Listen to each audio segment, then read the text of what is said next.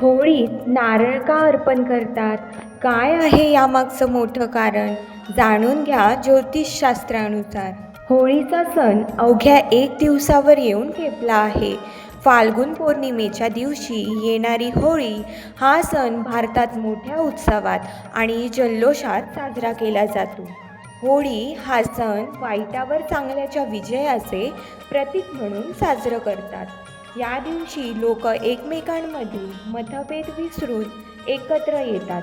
होळीच्या दिवशी होलिका दहन केले जातं, तर दुसऱ्या दिवशी धुलीवंदनाचा रंगाची उधळण करून होळी खेळली जाते.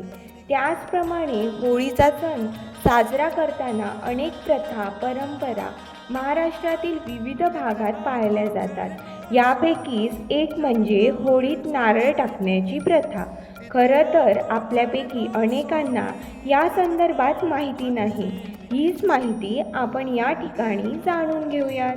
होळीत नारळ टाकण्याची परंपरा आहे, पण होळीत नारळ का आणि कशासाठी टाकला जातो हे अनेकांना माहीतच नसतं. याच संदर्भात अधिक माहिती जाणून घेणार आहोत.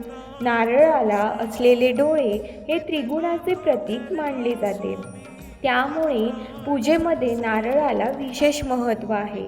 नारळाला कामधेनू तर नारळाच्या झाडाला कल्पवृक्ष म्हणतात. होलिका दहनाच्या दिवशी आगीत नारळ अर्पण केल्यास घराची आर्थिक स्थिती सुधारण्यास मदत होते, अशी मान्यता आहे. तसेच घरातील व्यक्तींवर असलेल्या कर्जाचा डोंगर देखील हलका होण्यास मदत होते. त्याचबरोबर अशी देखील समजूत आहे की नारळाला होळीच्या अग्नीत समर्पित केल्यास व्यक्तीला आणि त्याच्या कुटुंबियातील सर्व सदस्यांना शुभ आशीर्वाद प्राप्त होतो. तसेच होलिका दहनाच्या दिवशी कापूर टाकून नारळ जाळल्यास तुमची अनेक दिवसांपासून रखडलेली कामे मार्गी लागण्यास मदत होते, अशी सुद्धा मान्यता आहे.